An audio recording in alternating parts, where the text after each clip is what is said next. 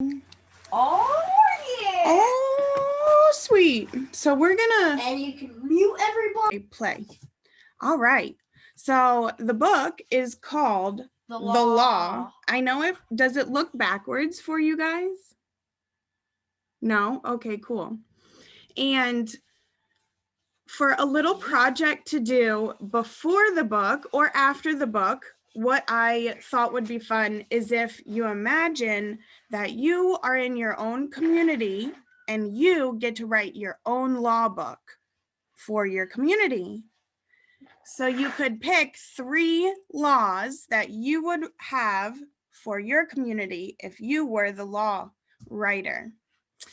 And the book is the Tuttle Twins series, written by Connor Boyack, and it's illustrated by Elijah Stanfield. I'm gonna try and, honey, sit down here with me, please. Okay. Thank you.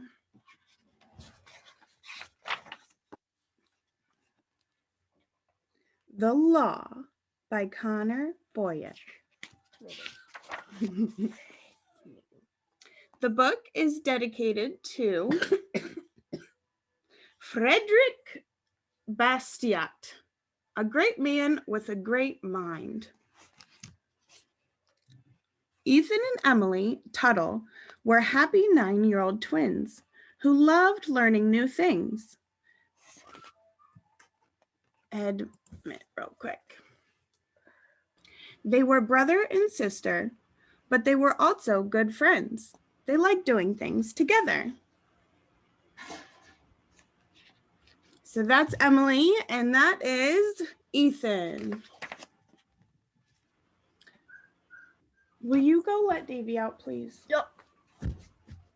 One day in school, their teacher, Mrs. Miner, taught the students about wisdom.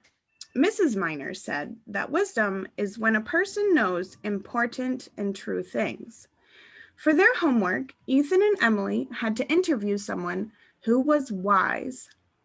They were supposed to ask a wise person to teach them about something very important. Both of them immediately thought of their next-door neighbor, Fred.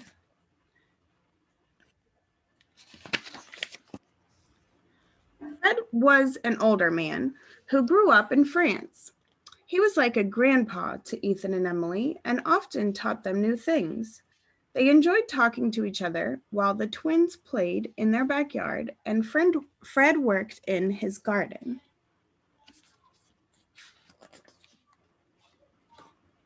Fred seemed to know a lot of interesting stuff.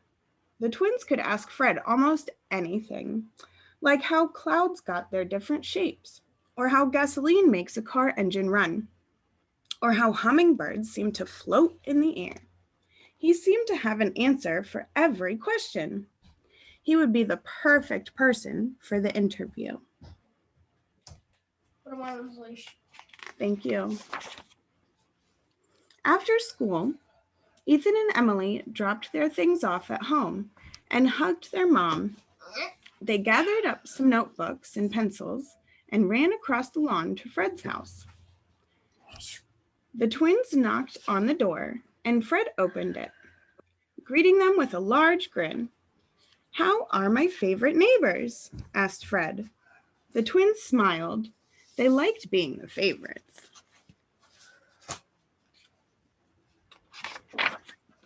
That's how my teacher redid the book. She hold them like this? Yes. Yeah. Put your head where you want. So that everybody can see. Okay. What can I help with? What can I help you two with today? Fred asked. Take this over here into the kitchen. Thank you. We're learning about wisdom in Mrs. Miner's class, Ethan replied. We're supposed to interview someone who has it, Emily says. I see, said Fred, who chuckled as he realized why they came to him. And you two think that I can help you?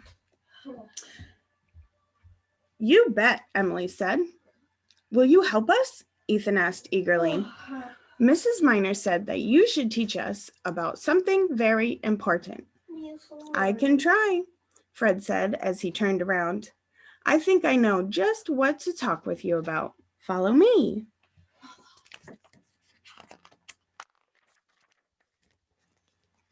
Emily, the more energetic of the twins, leaped through the doorway. Ethan walked in behind her, and they followed Fred upstairs to his office. It was like being in a library, with bookshelves all around the room. There were also extra stacks of overflowing books piled everywhere. Fred clearly liked to read a lot. Have a seat, kids, Fred said, pointing to the couch. I want to help you understand what I think is very important. Fred reached up high with one hand to pull down a book. It's something that affects every person every day, he told them.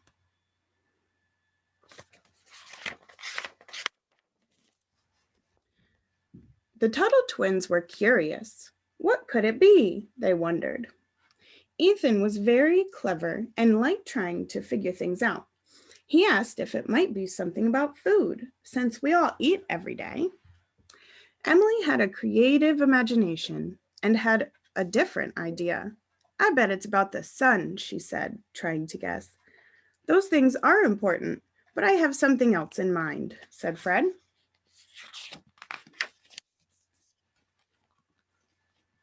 What is it? Ethan asked excitedly. He was getting more curious by the minute. Fred held out the book he had taken off the shelf. This, Fred told them. The Law. Ethan and Emily read the title of the book, The Law. They couldn't quite pronounce the author's name, which I can't quite pronounce it either. I'm sure I'm not saying it correct, but Frederick Bastiat. My parents named me after this man, explained Fred. He taught people many important ideas about the government.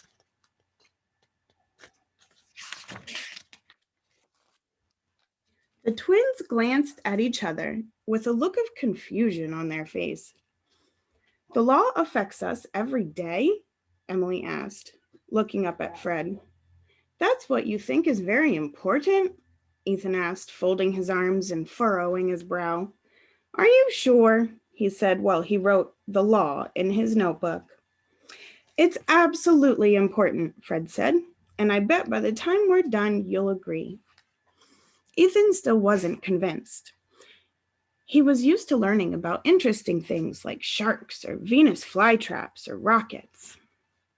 Our uncle is a police officer, Emily told Fred. I think he works with the law. Will you go get Davy, please? Yes, he does, Fred agreed. When people think of the law, they usually think of speeding tickets or putting criminals in jail, but it's much more than that, he said. You, me, and every other person has something called rights, he explained. Emily wrote, "We have rights," in her notebook.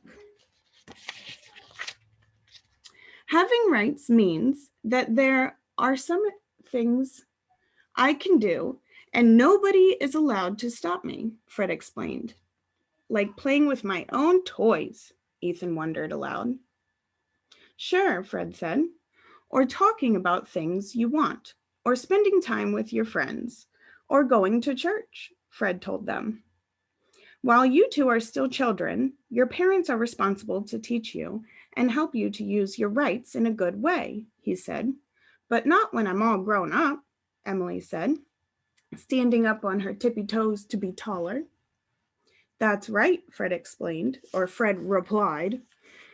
As adults, nobody else should stop you from using your rights. You'll be responsible for yourselves. Ethan wondered what he and Emily would look like as grown-ups.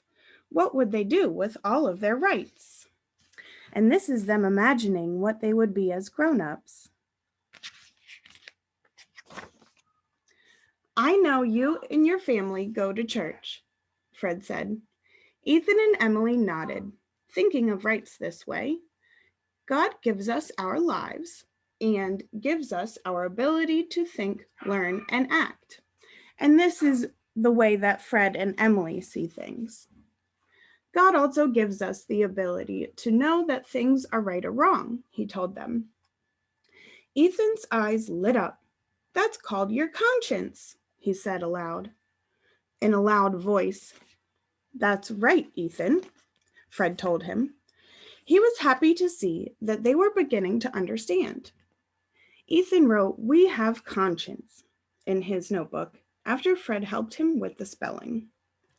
Emily wrote, "Our rights are from God," in hers. God gave us these things, and we have the responsibility to preserve and develop them, he said.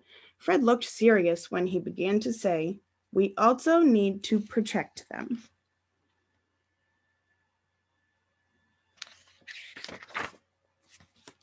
From bad guys? Emily asked as she held her clenched fist in the air. Exactly right, Fred replied, smiling. Since people want to protect their rights and stop the bad guys, they group together. We often call this type of group a government, he said. Emily and Ethan locked arms and ran around the room, punching and kicking the air. So the government fights the bad guys, right? Ethan asked. He was imagining government agents in superhero costumes.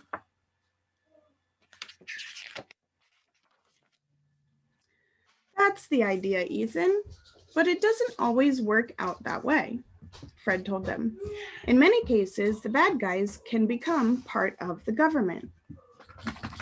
They stopped punching and kicking.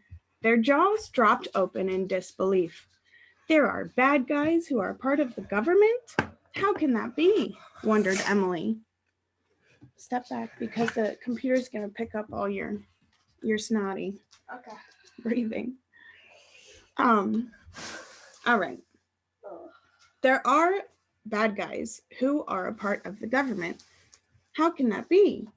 Wondered Emily. Bad guys in government don't wear capes or look like villains, Fred said. They look normal and say things that a lot of people like, he explained. Emily wrote, "Bad guys can be in government," in her notebook as a reminder. If there are bad guys in government, what do they do? Ethan asked for their next interview question. That's an important question, Ethan, noted Fred. As he looked out the window, let's go out to my garden so I can explain.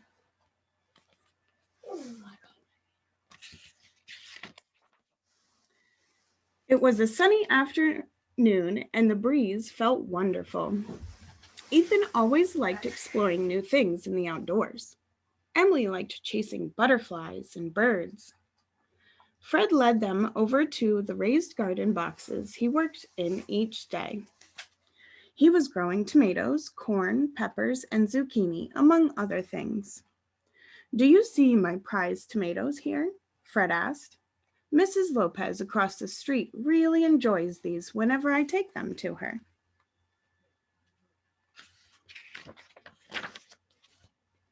Fred plucked a juicy red tomato off its vine and held it outward to the twins.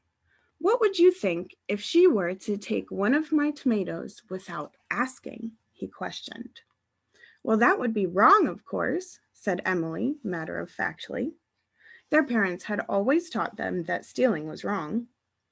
Shouldn't her conscience tell her to stop? Ethan thought out loud. Definitely, Fred replied. Now imagine that Mrs. Lopez asks your police officer uncle to help her get one. What would you think if he came and took my tomatoes to give to Mrs. Lopez? Ethan suspected that this was a trick question. That would still be wrong, he said cautiously. Even if it was somebody from the government doing it for her, or even if it was somebody from the government doing it for her, he asked Emily as a question. Wrong is wrong, no matter who does it, she simply said. That's exactly right, Fred proudly replied. Ethan wrote down, stealing is always wrong. You two are learning something that many people don't understand, he said. Remember how we all have rights and that we form governments to protect those rights.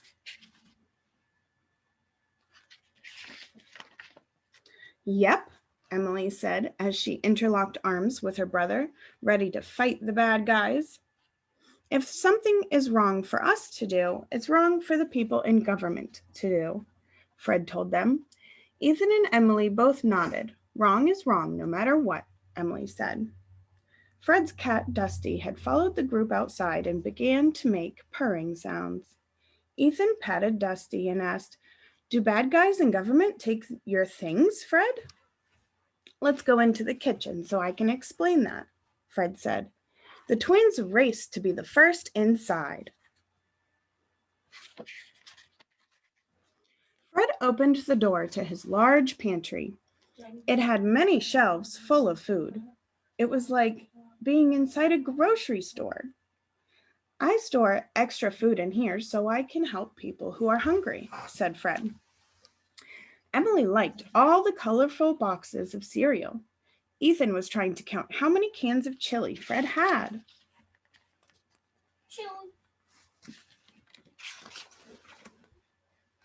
Sometimes I make meals for families when the dad loses his job or when mom has a new baby, Fred told them. That seems really nice, Emily commented. But what does it have to do with the government? Asked Ethan. Well, nothing, Fred stated. I help people because I want to, but the government forces me to help people too. Is that really so bad? Emily asked. Lots of sick or hungry people need our help, right?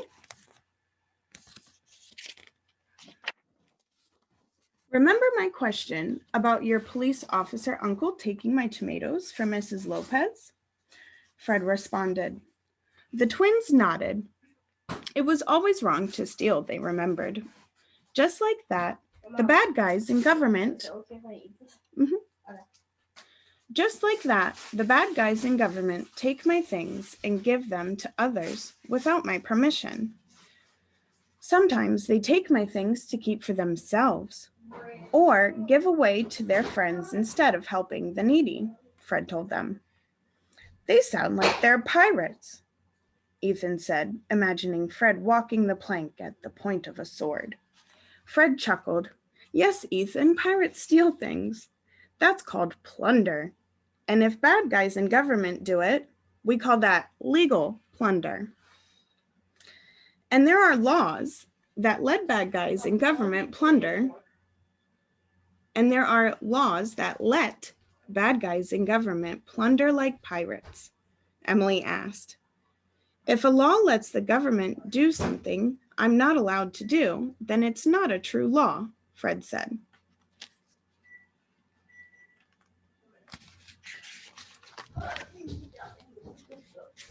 True laws protect people and their property from plunder, Fred explained.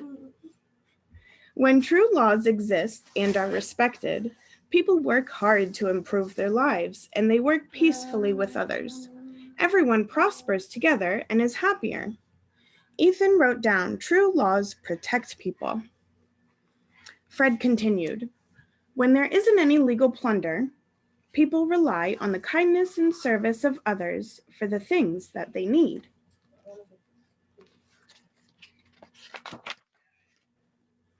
But when the laws let people plunder, it turns everyone against each other, Fred said. Everyone wants to take instead of give. Some people stop working hard and begin looking to the government to take care of them instead. When this happens, the government begins to control everything. They like to control things, Fred told the twins. Then who stops the bad guys if they are in the government? Emily wondered aloud. Excellent question, Fred said, snapping his fingers. Let's head back upstairs for the answer.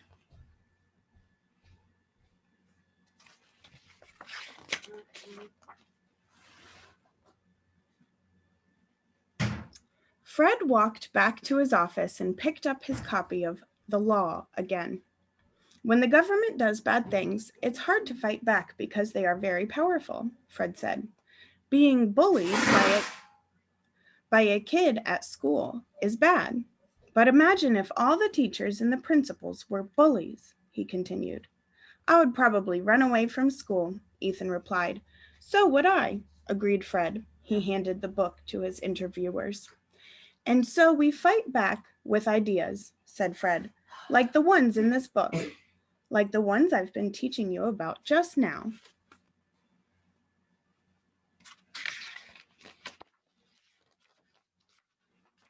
There we go. I couldn't get the page over. Remember that you two are special, he told the twins. As we all are. You have rights, and so you also have responsibilities. You should help people if they need something, but the law shouldn't force you to. No. Emily wrote, "We should help people," in her notebook. That makes sense, she said. But why don't more people know about it? That's what wisdom is all about, Emily. We each have to learn important lessons that we use in our lives and then teach to others, Fred said. That's what books like this help us to do, he told the twins, pointing to the copy of the law they were still holding. There's all their notes they took. Why don't you read all the notes? I have through the book. Oh, yeah, true. It's what wise people throughout history have done. And now you can help your friends and family learn about it too, Fred suggested. Fred said they could borrow his book, even though they didn't know a lot of the words in it. Maybe your parents would enjoy reading it, he told them. He also gave them a jar of his prized tomatoes to take home. As they were walking back to their home, Ethan had a great idea and suddenly stopped. He whispered his idea to Emily, who smiled and nodded. The twins had a plan. Had a plan. Looking both ways first, they crossed the street and knocked on the door of a nearby house. Mrs. Lopez opened the door, happy to see the twins. We brought you a present, Mrs. Lopez, Ethan and Emily said in unison. They handed the prized tomatoes to her with smiles from ear to ear. We wanted to share with you, and nobody else made us do it, Ethan explained. You Tuttle twins are very kind and wise beyond your years, Mrs. Lopez said. To thank them for their good deed, she offered them each a homemade cookie. They felt happy that they had learned some wisdom that day. The end.